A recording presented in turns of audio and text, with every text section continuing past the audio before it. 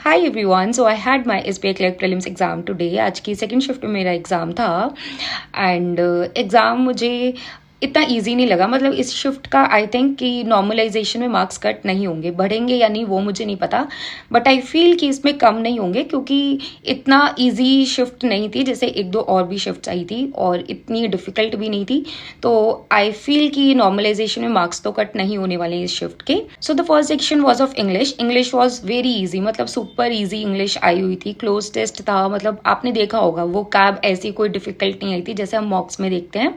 So English was very easy. Cloze test आया हुआ था, आरसी आई हुई थी। मिसस्पेल्ड वर्ड्स नहीं था, वर्ड रिप्लेसमेंट था और एक ना पैराजंबल था कि सी से स्टार्ट हुआ था और ई या फिर एफ से वो एंड हुआ था, मुझे बस इतना याद है। उसके अलावा मिसस्पेल्ड वर्ड्स तो थे नहीं और वर्ड रिप्लेसमेंट के क्वेश्चंस थे। वर्ड रिप्लेसमेंट के जो क्वेश्चंस थे ना, उसमें एक दो क्वेश्चंस ऐसे थे जिसमें कोई भी वर्ड रिप्लेस नहीं हो रहा था, तो वो था आंसर। आप बाकी बताना कमेंट सेक्शन में, मैं आपको रिप्लाई करूंगी। और क्या था, आरसी थी, आरसी इजी थी। अच्छा, एक का आंसर एस्टेब्लिश था जो मैंने मार्क करा है और दूसरे का मुझे याद नहीं है, प्लीज़ कमेंट सेक्शन में बताना। और दो क्वेश्चन वर्ड यूजेज के थे तो उसमें ना ओनली करके आंसर आ रहा था, मतलब 3 ऑप्शंस दे रखे थे तो जो ओनली करके आंसर था वो मैं मार्क करके आई हूँ।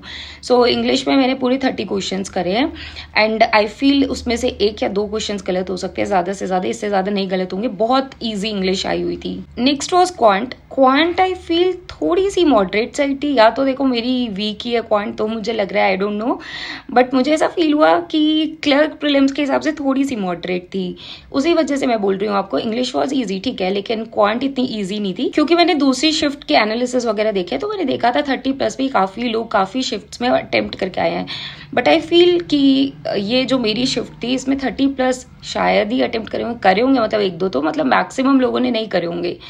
तो quant was on moderate side. उसमें जो डीआई के सारे क्वेश्चंस थे वो मैंने करे और एक गुआवा मैंगो करके क्वेश्चन था, वो उसके 2-3 क्वेश्चंस थे वो मैंने करे। उसके बाद सिंप्लीफिकेशन के क्वेश्चंस करे।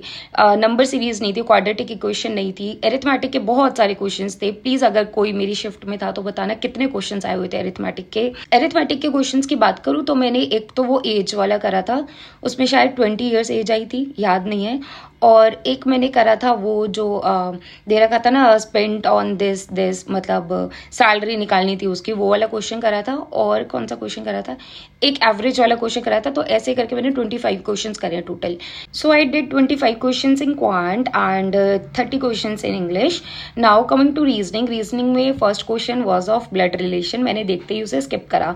नेक्स्ट पजल्स थी बहुत सारी और एक ना एक्वायर वर्ड था शायद, और उसमें पेयर पूछा था कि कितने पेयर्स है फॉरवर्ड बैकवर्ड डायरेक्शन में, तो उसमें कोई भी पेयर नहीं बन रहा था, प्लीज कंफर्म करना। उसके बाद सिलॉजिज्म के क्वेश्चंस थे, इनइक्वालिटी के क्वेश्चंस नहीं थे। आप लोग प्लीज कमेंट करना, मैं एक दो पजल्स के आंसर लिख कर लाई हूँ और मैं पजल्स के आंसर लिख रही थी और पैराजंबल का आंसर मैंने लिखा नहीं हाथों पर। तो पैराजंबल बस मुझे याद है कि सी से स्टार्ट हो रहा था और ई और एफ से वो एंड हो रहा था। तो प्लीज आप कमेंट करना। बाकी जो पजल्स मैं लिख कर लाई हूँ एक दो उनके आंसर मैच कर लेंगे। और उसके अलावा नंबर्स वाले क्वेश्चन थे, कोडिंग वाले क्वेश्चन थे, पजल्स थी फ्लैट बेस्ड, उसके अलावा पजल्स ही थी, ठीक है।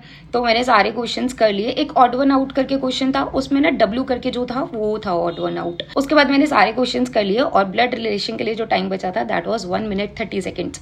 अब अगर मैं वो घर पर होती ना तो शायद मैं वो कर देती क्योंकि वो एंजाइटी नहीं होती।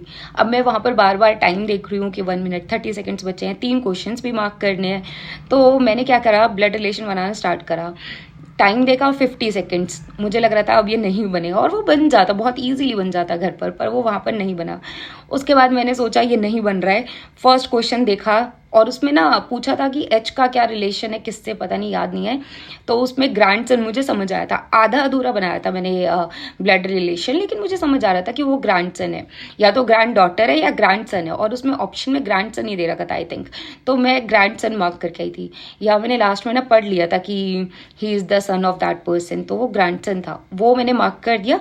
तो रीजनिंग में मैंने टोटल क्वेश्चंस करे हैं 33। 2 क्वेश्चंस जो ब्लड रिलेशन के रह गए वो मैं नहीं कर पाई।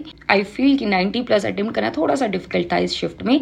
और मुझे लगता है कि अगर नॉर्मलाइजेशन होगी भी तो इस शिफ्ट में मार्क्स कम नहीं होंगे, मतलब इतनी ईजी शिफ्ट नहीं थी कि मार्क्स कम हो जाएं बाकी शिफ्ट्स के अकॉर्डिंग।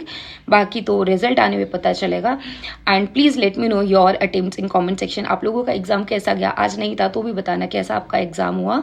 अब अप्रैल में मेंस होने वाले हैं, एसबीआई क्लर्क मेंस, उससे पहले आईबीपीएस पीओ फाइनल रिजल्ट भी आएगा, स्कोर कार्ड भी आने वाला है, IBPS clerk mains final result, तो बहुत सारी चीज़ों का रिजल्ट भी आने वाला है, plus SBI clerk mains, SBI PO mains, SBI PO prelims. So mains के लिए अब अच्छे से बैठ कर पढ़ो क्योंकि मेंस में ही सारी प्रॉब्लम होती है।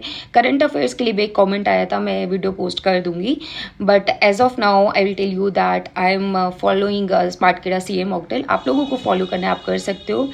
रीज़न इज़ कि वहाँ से रिवीजन करने में थोड़ा सा ईजी हो जाता है, वहाँ पर जो स्मार्ट पॉइंट्स दिए होते हैं वो आपको बहुत हेल्प करते हैं, प्लस आप वहाँ पर क्विज भी अटेम्प्ट कर सकते हो, so that will help you to retain current affairs. So you can definitely follow Spartkida CA mock drill. Please let me know your attempts in comment section. And yeah, that's all about this video. Thank you so much. Bye bye. Take care.